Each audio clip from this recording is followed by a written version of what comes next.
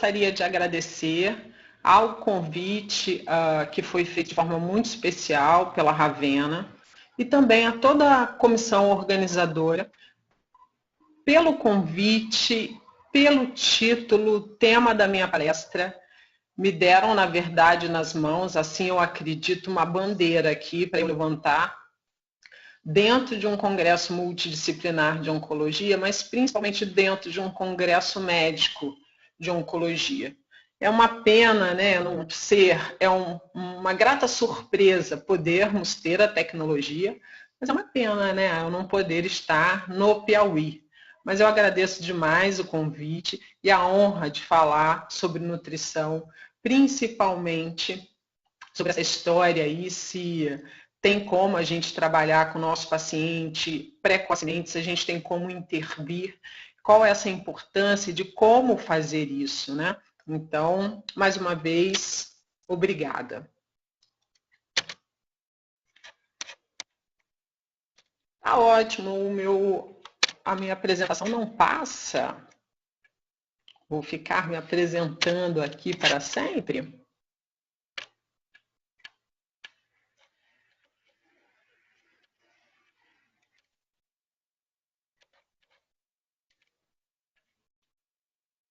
Consegui. Ok. Quem é o nosso paciente oncológico? Deixa eu dar só mais um enter aqui para ver se agora está ok. Está ok, gente. Vamos lá. Quem é o paciente oncológico, né? Nutricionalmente, quando a gente olha esse doente, quem é esse paciente que a gente tem que ter um olhar tão especial, né? Essa pessoa que certamente é importante na vida de muitas outras pessoas e é por elas que a gente tem que pensar e preconizar o cuidado.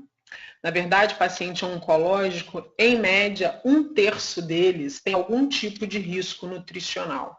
Esses são os dados do último consenso de nutrição oncológica. 56% dos pacientes que estão hoje hospitalizados, dos nossos pacientes oncológicos, né, eles têm algum grau de desnutrição. E a gente tem uma média de 40% a 80% de algum grau de desnutrição em algum momento durante o tratamento oncológico. Lá na frente eu vou mostrar para vocês como isso tudo começa, esse em algum momento. E dentro desse parênteses, em algum momento, tem como a gente agir de forma importante, auxiliando aí toda a história e, na verdade, com um grande poder de mudar a história desse prognóstico, a história desse doente.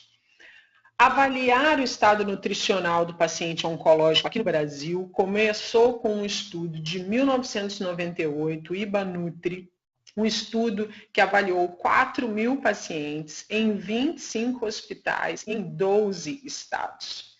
Foi um dos primeiros, ou o primeiro grande trabalho de avaliação nutricional de pacientes oncológicos. O IBANutri mostrou para a gente lá naquela época, né, que em média de 30% a 50% dos pacientes oncológicos tinham algum grau de desnutrição e quase 67% deles tinham dentro desse bloco algum grau de desnutrição. Dentro desse bloco, os que eram desnutridos estavam 45% deles desnutridos de forma moderada e 21% desnutridos de forma grave. Não muito diferente disso, a gente sai de 98 e a gente vai para um prospectivo randomizado de 2005, que continua mostrando dados e números ainda alarmantes, como 40% a 80% dos pacientes terem algum tipo de perda de peso em curto espaço de tempo ou de algum agravamento já no estado nutricional durante o tratamento oncológico. Sendo que, em média, 30% dos adultos tendo uma perda de peso importante em relação ao peso usual em curto espaço de tempo, né? Aí a gente coloca uma temporalidade média de 6 meses. Então, isso não mudou muito. E o que leva esse nosso paciente oncológico a fazer esse consumo corporal? Vamos colocar agora o nome disso de desnutrição. Daqui a pouquinho a gente vai começar a olhar de forma diferente esse quadro nutricional. O câncer em si emprega no seu hospedeiro alterações metabólicas, né, com produção de citocinas pró-inflamatórias que vão fazer uma alteração metabólica nesse indivíduo. Nem todos os cânceres são hipermetabólicos. A gente tem uma média aí de outros, em média 40% dos cânceres, podendo estar girando em torno de estágios hipometabólicos ou até normometabólicos. Mas a maioria deles ainda tem um aumento do gasto energético, imprimem isso no paciente. E isso vai interferir ainda mais se eu somar essa história de alterações metabólicas com localização tumoral, onde eu tenho tumores, por exemplo, no tubo digestório, eu vou estar interferindo aí em parte digestória, absortiva, né? Todo o efeito colateral do tratamento que pode acontecer. A cabeça desse doente receber um diagnóstico desse tem um impacto tão difícil, e eu costumo dizer, ele abriu aquele envelope, praticamente ele leu ali que ele tem um tempo pequeno de vida, ele lê aquilo dali praticamente como um atestado prévio de óbito. Então, como é que fica o estado psicológico desse doente frente a um diagnóstico tão duro quanto esse, né? E aí os efeitos do próprio tratamento. Como eu disse, a gente tem, se tivermos a doença em tubo digestório, a gente vai ter interferência na deglutição, na possibilidade de deglutição, nosso paciente pode estar disfágico ou dinofágico. Podemos ter aquele indivíduo com um quadro que tem uma dificuldade digestiva, ou em sítios mais baixos, em uma doença desabsortiva, como é o câncer de cólon em reto, hoje o segundo no ranking entre os cânceres mais incidentes no Brasil, segundo a estimativa recente de 2020 do INCA. E aí a gente está dentro de um congresso multidisciplinar, a importância da gente jogar o holofote para câncer de cólon em reto. Hoje a gente fala muito e levanta bandeiras aí de mama e próstata, mas temos câncer de cólon em reto subindo aí de forma muito importante. Uma doença de caráter desabsortivo, em algum momento ela vai causar uma desabsorção, seja por conta de ressecção intestinal, né, dependendo do que vai ser necessário, ou seja, pelo caráter de intoxicação, de resposta e alteração ali de comprometimento por conta do próprio tratamento de intestino, que tem as suas peculiaridades, e o nosso paciente vai complicar com isso. Então, se a gente pensar o paciente só dessa forma, olhando localização dele, a gente já tem um desfecho e uma explicação muito óbvia porque o estado nutricional do meu paciente está acometido. E esse paciente, estando com o estado nutricional acometido, esse paciente ainda pode ter complicações tardias, complicações no pós-operatório, como compressão, estenose, fístulas, obstrução mecânica, enfim. Além disso, tenho ali a produção de proteínas pró-inflamatórias, de citocinas, interleucina 1, interleucina 6, fator de necrose tumoral, interferon gama, que vão causar no hospedeiro uma alteração de metabolismo muito importante, como resistência periférica à ação da insulina, proteólise, lipólise, forçar um produto novo, né, uma ação nova, que é a gliconeogênese, e aí, metabolicamente, o sítio tumoral necessitando dessa fonte energética e entrando num sítio um ciclo muito dispendioso, que é o ciclo de Core, onde vai fazer com que haja um consumo muito maior de energia, frente a uma produção de energia muito pequena. Então, a gente tem aí, logo no início, logo de início, um desenho aí que, obviamente, pode interferir diretamente no prognóstico do paciente, né? E aí, esses trabalhos mostram, né, que o consumo de massa muscular, né, esse catabolismo, vai interferir diretamente no prognóstico do nosso paciente.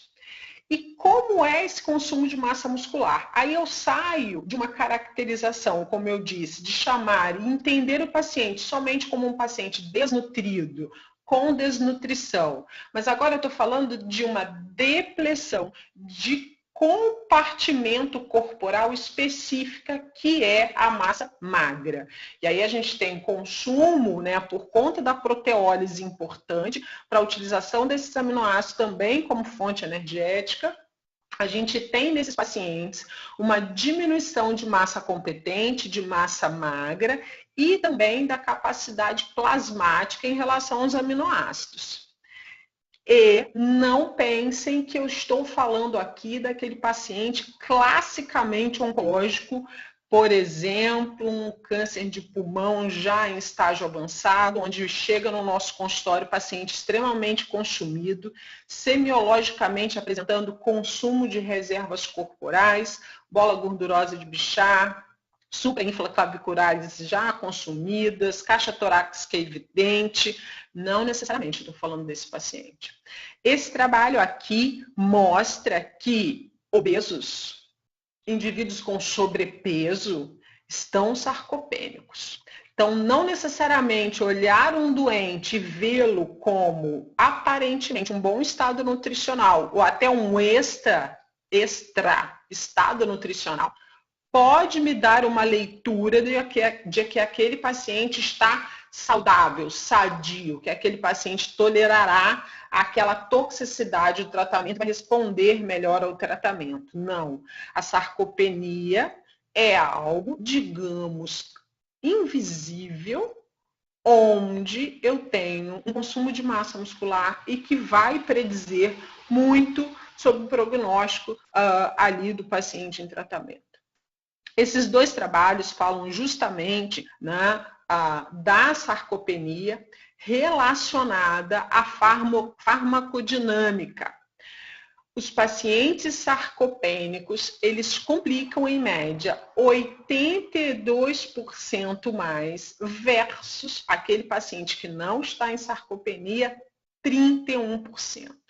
Então, a gente tem um aumento muito grande previsto, colocado e deixado claro em literatura que o nosso paciente sarcopênico ele vai complicar muito mais. Eu olho para frente da estrada desse paciente e vejo que ele vai ter essa possibilidade maior de complicar.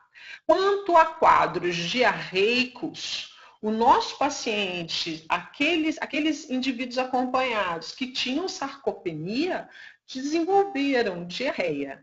Quadro desabsortivo, que vai virar um ciclo. O paciente faz diarreia, não absorvendo, ele não consegue chegar ao gasto, a necessidade energética proteica dele, enfim.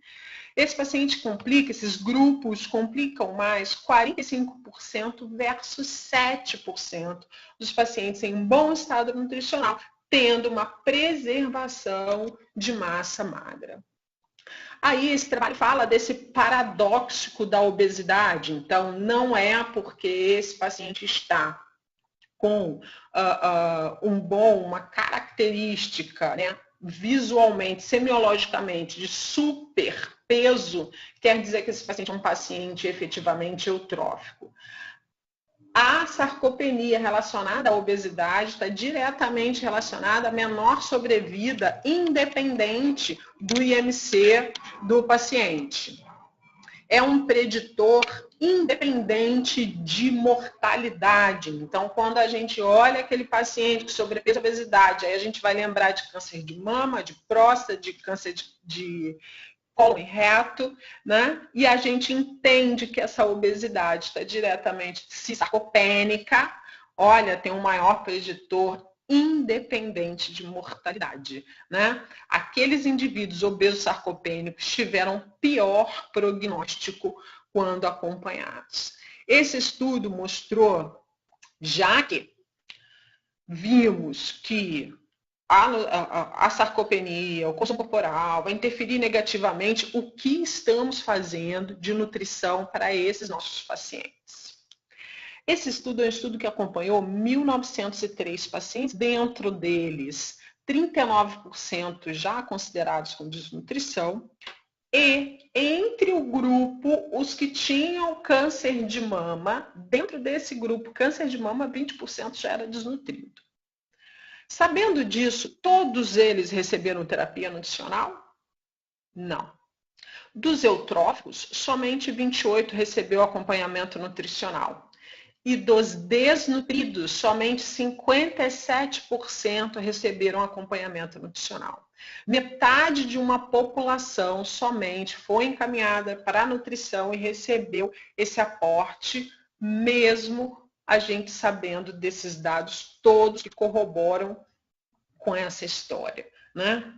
E aí, o que leva, né? Esse trabalho acompanhou essa trajetória até o óbito de pacientes oncológicos e o que a gente tem no nosso cenário oncológico para acompanhar esses doentes. O que a gente vê quando abre a cortina, o que eu tenho nesses pacientes? Esses pacientes, principalmente, se queixam, aqui teve até uma manutenção, uma melhora de apetite até a morte, teve até uma referência de melhor bem-estar, dor, houve um controle de dor bem interessante, mas fadiga foi a principal queixa e referência desses pacientes. Nós não estamos preparados para tratar, entender, orientar o nosso paciente fadigado. Talvez aí esteja um grande elo ou um grande trecho, na verdade, para a gente percorrer, melhorando o cuidado desse nosso paciente fadigado. O que pode ser feito para reduzir essa fadiga?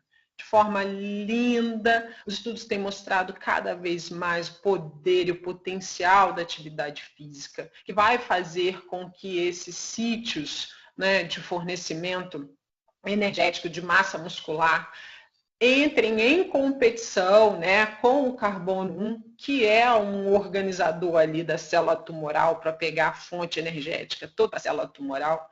E aí a atividade física vem brilhantemente, os educadores físicos mostrando a importância da atividade física na oncologia. E aí talvez a gente tenha um caminho bem bonito aí para percorrer e a gente se preparar melhor, porque parece que fadiga é o que descortina aí um pouco dessa nossa dificuldade. Esse trabalho acompanhou, né, analisou a relação entre IMC e perda de peso em relação ao tempo com a sobrevida global dos pacientes, ok? Acompanhou 8.160 pacientes.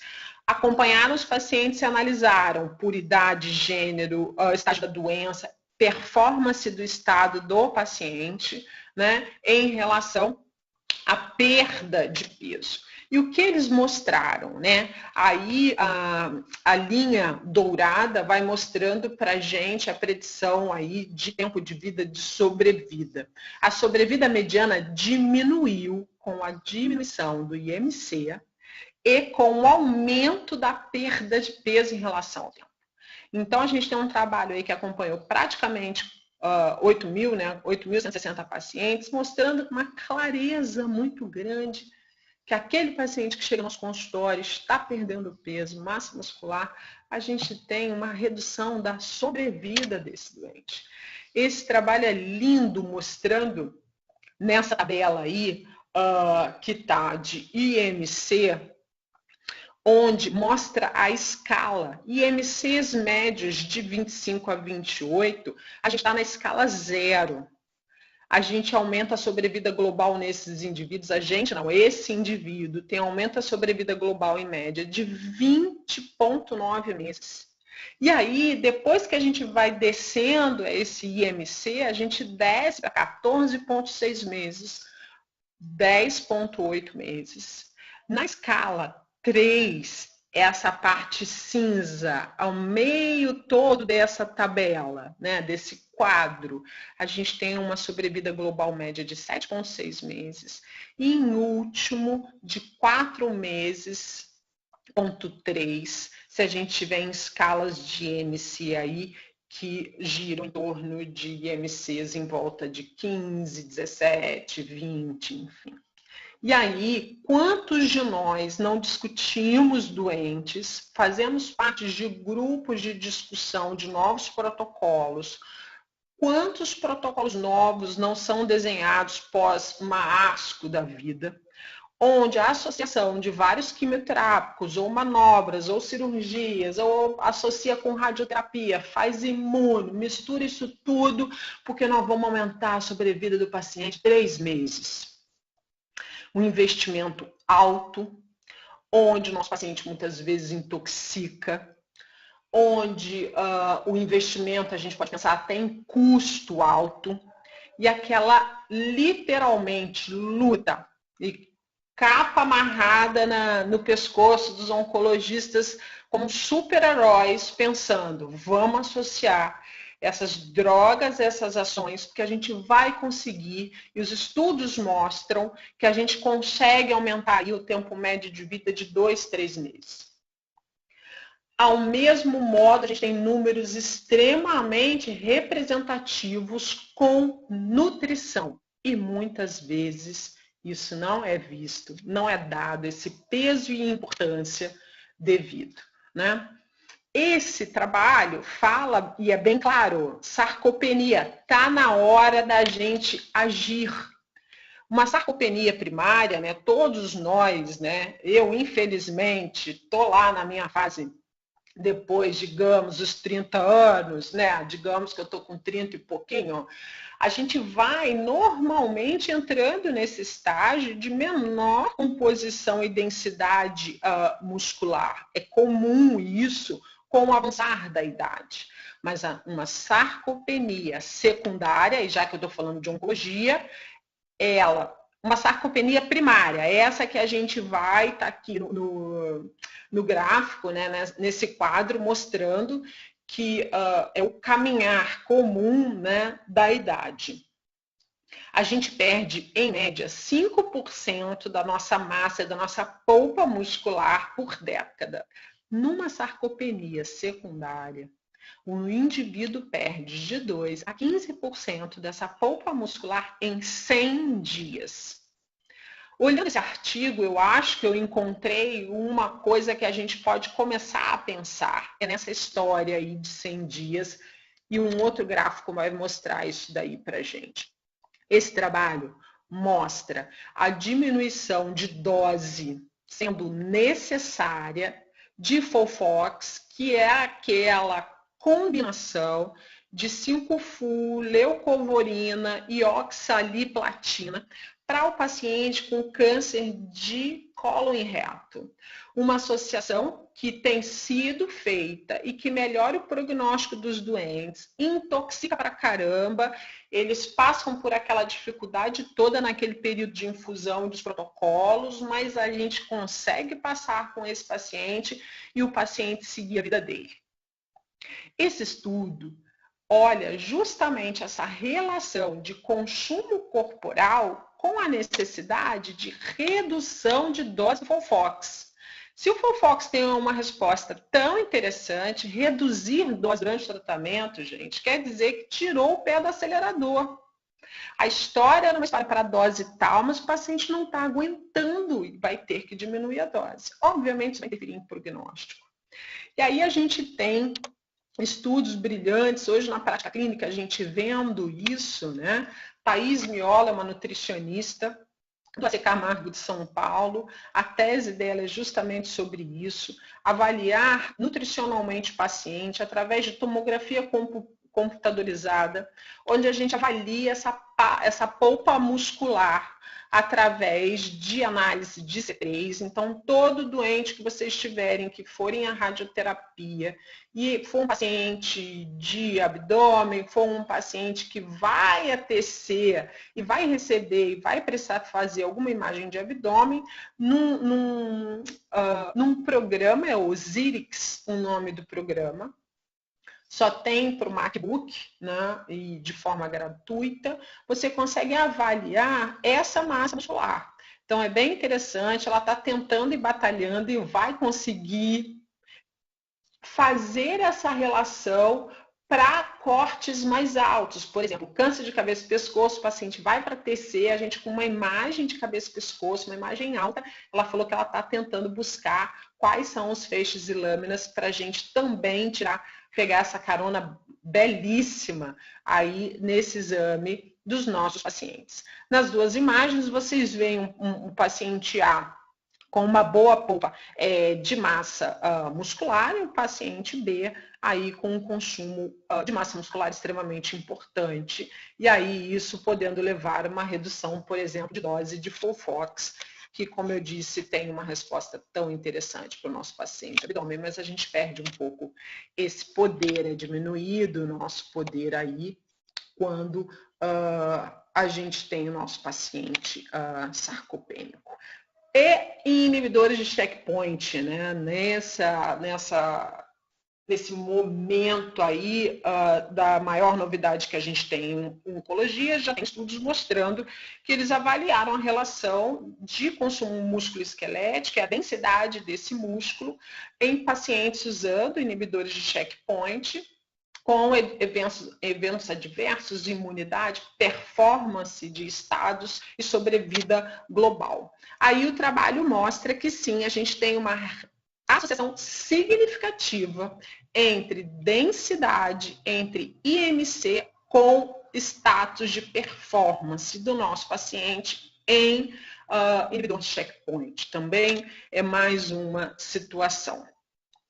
Aqui, falando mais uma vez do prognóstico da sarcopenia quando a gente tem tumores sólidos. Pacientes sarcopênicos têm uma sobrevida global diminuída, uma sobrevida livre e específica de doença diminuída, e aí isso fica claro aqui nesse trabalho. Esse trabalho, já que a gente está falando que o paciente é sarcopênico, mostra para a gente, ok, e se a gente der comida para esses pacientes? E se a gente suplementar esses doentes, o que acontece?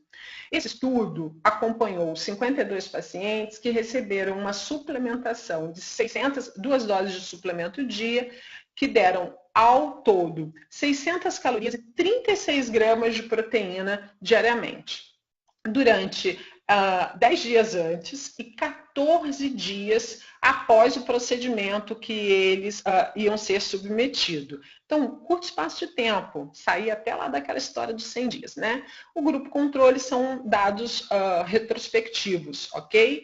Se estão sarcopênicos, se a gente nutrir, o que acontece? De novo, gente, 10 dias antes e 14 dias após o procedimento. O grupo suplementado teve uma redução de complicações no pós-operatório. A decência de cicatriz foi 2,2 vezes menor. A decência de anastomose, 2 vezes menor. O grau de infecção, 4,3 menor. E a rehospitalização desses indivíduos em 6 meses foi 2,2 vezes menor. A gente conseguiu, com essa suplementação, em curto espaço de tempo, reduzir a internação de forma significativa. A gente vê o grupo de estudo aí com um índice menor de internação. De forma muito bonita aqui, vamos falar de dinheiro, o custo com a hospitalização desses nossos pacientes suplementados foi menor, investindo em dieta, e também 180 dias após a hospitalização, nós ainda estávamos economizando com esses pacientes. Recebi uma ligação essa semana de uma amiga minha que está administrando um grande hospital. Falou, Patrícia, eu estou numa briga porque querem reduzir custo, trocando dieta, botando dieta estándar e ainda usando espessante para jogar essa mesma estándar para via oral. Eu falei, tá tudo errado. Com dieta a gente vai melhorar e vamos reduzir o custo, mas com um emprego interessante de dieta, mas infelizmente não é em qualquer lugar, né, minha gente, que a gente encontra isso. Quero puxar aqui para eu conseguir ler. Esse trabalho mostra qual a ação de uma intervenção nutricional rápida, no tempo certo, no time certo. E aquela intervenção nutricional que acontece só lá depois, né? O paciente já está todo cheio do scalation, aí sim vão mandar para o nutricionista, aí sim o nutricionista vai fazer suplementação nutricional. Qual o poder que tem da gente agir o quanto antes. Alimentar, nutrir de forma precoce, reduziu muito o índice de mucosite e também, o mais importante, de suspensão, redução de dose ou interrupções do ciclo desenhado para esse nosso paciente. Então, só aí já diz muita coisa, né? É uma grande evolução essa história de avaliarmos o paciente através de uma tomografia computadorizada. Esse estudo mostra que isso pode interferir diretamente nos desfechos. Eu acho que como agora a gente ampliou para a possibilidade, hoje os laboratórios, muitos de imagem, já estão aceitando a solicitação para avaliação em vértebra, né, de abdômen, numa tomografia. A gente vai oferecer uma intervenção mais rápida, uma leitura mais rápida. Então, é extremamente positivo. Eu acho que a gente está com uma grande história aí na mão. E aí, esse estudo mostra o quanto antes a gente agir, né, melhora essa característica do nosso doente. E aí, a gente vai descendo essa ladeira, literalmente, caso a gente não faça uma ação efetiva. E aí, este é o trabalhão que pergunta. Então, vamos começar quando? Olhem esse gráfico e observa que no pré-diagnóstico a gente tem um histórico nutricional bem importante, com consumo de muscular pequeno. No pós-diagnóstico, a gente já tem ali a grande janela de oportunidade. Eu juntei isso daí com aquela ideia dos 100 dias, gente, fiz uma relação. Quem trabalha com materno-infantil não fala daqueles primeiros 1000 dias do bebê, o quanto são importantes. Então, vamos brincar aqui de criar entre a gente um número, né, aí, de ouro para a gente agir. Né, que eu acho que nem é 100 dias, 100 dias é tempo pra caramba, né? Mas olha lá, pós o diagnóstico é hora, porque depois disso aí, gente, é literalmente ladeira abaixo, né? A tabela, o gráfico mostra isso, né? E aí vamos trabalhar como, minha gente? Com terapia nutricional, em equipe multidisciplinar, com todos vendo a importância da nutrição, agindo em conjunto, todos estando alertas para esses sinais e sintomas, com o atendimento mais precoce possível, né? Para a gente melhorar o estado geral desse doente, evitando complicações, aliviando sintomas, reduzindo o tempo de hospitalização e minimizando também essa diminuição em relação ao tratamento. A gente tem como tratar esse doente mantendo uma continuidade do tratamento sem interrupção do tratamento. Então, isso aí é extremamente positivo. Aqui é o guideline da ESPEN, que mostra para a gente o que a gente tem que fazer com esse paciente pós o diagnóstico dele. A gente tem que encorajar esse paciente. Encorajar a terapia nutricional, primariamente via oral, com o uso de suplementos. A gente não está falando aqui na ESPEN de iniciar, inserindo catéter no paciente, iniciando uma NPT, nada disso. Encorajar uma via oral com suplementação. E esse termo é belíssimo do encorajamento. O encorajamento cabe a todos nós, da equipe multidisciplinar, essa atenção, esse alerta e também o abraço à equipe, à família, para que eles entendam essa relação. O grau de recomendação é de 86% do ESPEN. Ainda no Guideline ESPEN, a gente tem qual é a recomendação que a gente tem para começar a nutrir esse paciente antes e depois de grandes cirurgias. Antes, fazer uma VO suplementada. Se houver necessidade de colocar catéter no doente. Se a ingestão dele for menor do que 50% por mais de 7 dias, colocar catéter nesse doente para nutrir no pré-operatório. O grau de recomendação é de 92%. Não tem que ter esse medo de invadir o doente. E se eu precisar de suplementar esse paciente, eu trabalhar imunomodulando esse paciente, a ESPEN mostra para a gente que sim, no pré-op a gente tem que imunomodular o doente em média de 5 a 14 dias no pré. E, na verdade, no pós eu ainda mantenho imunomodulando e depois eu vou desmamando esse paciente da fórmula imunomoduladora. Aqui eu acho lindo essa parte do guideline que fala que podemos sim adiar uma cirurgia para nutrir um doente e depois levarmos esse paciente à mesa. Podemos segurar esse doente de uma cirurgia de 7 até 14 dias para nutri-lo. O grau de recomendação é de 95% para adiar a cirurgia e nutrir. Ontem, uma grande amiga minha, cirurgiã de abdômen, me perguntou o seguinte: mas se eu parasse, suspender isso, eu não vou deixar com que o câncer evolua? Não, o câncer sim vai evoluir, mas a gente nutrir o hospedeiro, a gente vai reduzir, como a gente já viu, decência de anastomose, a gente vai diminuir tempo de hospitalização, menor risco de infecção intra-hospitalar, menor resposta intracirúrgica e pós-cirúrgica, e aí a gente vai entregar um doente muito mais rígido para o tratamento adjuvante. O paciente oncológico não é aquele indivíduo que vai somente operar, ele entra em adjuvância depois. Se a gente entregar para a adjuvância um paciente com comprometimento nutricional importante, a gente está interferindo negativamente no prognóstico e no desfecho clínico daquele paciente. Aqui a diretriz acerto mostrando para a gente quais são os graus de recomendação para a gente trabalhar com jejum pré-op para o paciente, mas dando para ele líquidos ricos em maltodestrina com um período de 6 a 8 horas do pré-op. Então não é aquela história de fazer jejum de longa data para preparar, por exemplo, um abdômen para um paciente. Quando é que a gente vai realimentar esse paciente? Estar extremamente atentos que no período de 24 horas pós-operatório a gente tem que começar a nutrir. Não tem que ficar esperando esse paciente retornar. E se ele não está peristáltico, talvez gomas de mascar para esse paciente sem açúcar vão interferir, melhorando essa resposta peristáltica, e aí a gente minimizar a possibilidade de ilho paralítico no pós-operatório abdominal.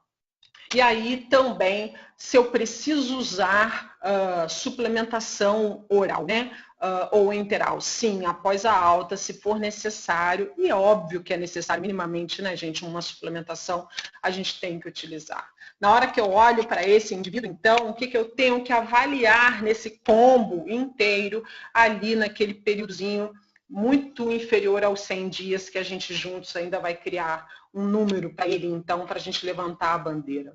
O que esse paciente está ingerindo de alimentação efetivamente, se após a doença ele houve alguma alteração de ingestão alimentar, se é um paciente disfágico, dinofágico, se isso interferiu em ingestão alimentar, qual a consistência que hoje esse paciente consegue ingerir, qual o fracionamento, qual é a questão financeira desse paciente, para a gente saber que tipo de suplemento a gente vai utilizar para acolher melhor essa família e fazer alguma coisa dentro da realidade, porque se a gente não fizer, eles não seguem, aí vai interferir também diretamente no prognóstico. Se ele já apresenta para a gente algum tipo de intercorrência ou queixa de tubo digestório, qual é o histórico ponderal dele, a gente viu a resposta do IMC e da perda de peso em curto espaço de tempo. Qual é a postura desse paciente durante o atendimento? Eu costumo dizer quem é esse paciente no baile. Se esse paciente já chega para mim deprimido, desnutrido, não querendo falar sobre a doença, não aceitando a sua doença, em que fase psicológica de pós-diagnóstico ele está? Quem é esse paciente perante a família? Qual a importância dele na família? Quem cuida desse paciente? É um familiar? É um familiar que cuida de forma amorosa, efetiva? Às vezes, na terapia nutricional, a gente tem que mudar de cuidador quando a gente saca que tem história errada ali de relação entre o indivíduo, né, e o seu cuidador. Qual a questão de cabeça psicológica que apresenta esse paciente? Se esse paciente tem dor ou não, a dor é extremamente limitante, aí a gente tem que manusear esse paciente e interferir diretamente solicitando, né, a modificação de esquema para dor, porque ela vai limitar e vai interferir no estado nutricional. Quais são as crenças desse paciente em relação ao diagnóstico, o que esse diagnóstico representa para ele, se esse paciente está dormindo bem ou não. A gente tem estudos lindíssimos falando sobre qualidade de sono e melhora de status nutricional e também de densidade muscular, de polpa muscular. E, como eu falei, a importância hoje do exercício físico em oncologia. Tem um grande centro, não me lembro se americano ou canadense, acho que canadense, que no pré-op de pacientes de cirurgia intestinal, nos 5 dias pré-op, esse indivíduo entra, é internado para o preparo. E o preparo cirúrgico dele é a atividade física durante 5 dias antes de levar esse paciente à mesa cirúrgica. E os resultados desses trabalhos têm sido fantásticos num paciente que nunca ia se imaginar isso, botar um paciente de abdômen, fazer a atividade física intra-hospitalar em pré-op e ter uma melhora muito grande no desfecho aí desses pacientes. Olhar esse doente não é a doença, não é a disfagia. Isso é muito importante, né? Esse olhar em nutrição extremamente diferenciado e também da equipe multi. Ali na sua frente tem um indivíduo, como já nos ensinou Hipócrates, que ele é muito mais do que um. Ele é o resultado das suas situações emocionais, do seu estado mental, espiritual, emocional e físico. Hoje, as grandes faculdades de medicina já têm inseridos disciplinas que, por 6 meses, esses acadêmicos estudam espiritualidade. E o poder que há entre espiritualidade, você crer, independente no quê? No desfecho também do tratamento. Então, a gente tem que olhar esse doente de uma forma multi e não só, de forma nenhuma, como uma doença ou com um protocolo. Eu fecho aqui com essa imagem que, embora eu tenha dito tudo isso, a realidade que a gente tem em oncologia ainda está muito distante disso, onde de forma única nós podemos agir com equipe multidisciplinar, intervir nesse paciente e mudar desfecho. Então, eu termino com a frase que a gente pode dar as mãos e dar de si além do próprio gesto. Não é só ler o artigo, não é só discutir guidelines, é agir. E entender que à nossa frente, todos os dias, os nossos atendimentos, são esses pacientes que estão aí, que estão desenhando esses trabalhos que a gente está discutindo aqui na teoria. Então, fica um convite, eu estou completamente aberta para que a gente mude juntos essa história de terapia nutricional, né, em relação ao prognóstico. Eu me despeço, agradeço. Aqui estão meus grandes mentores, as grandes pessoas que me ensinam no dia a dia olhar seres humanos e tratar seres humanos. Então, eu sempre termino com eles, agradecendo, agradeço o convite. Aqui estão os meus contatos, também link para o YouTube, onde tem produzido conteúdos para falar para os pacientes, minimizar essa história de tantas fake news que eles recebem, que pode isso, não pode aquilo, não pode aquilo outro. Estamos entrando na reapresentação do CONUT-ON, que foi um congresso que eu idealizei com muito amor, onde a gente falou de nutrição oncológica com extrema qualidade, a gente teve um número de inscritos absurdo, com uma resposta de que realmente é isso que a gente está precisando, conhecimento em oncologia, porque literalmente a gente vai salvar vidas com isso. Eu sou madrinha da Amigas do Peito Por Aí, são mocinhas que tiveram câncer e hoje a gente as leva para passear, ver cultura, enfim.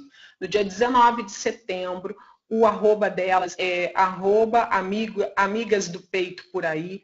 Nós vamos fazer um evento também, eu gostaria de convidá-los para a gente encher a sala delas e elas sentirem o quão importantes são. Então, também, se puderem seguir as minhas afiliadas, eu agradeço muito. Eu estou à disposição para dúvidas e, mais uma vez, eu agradeço a presença, né, e o convite de todos vocês.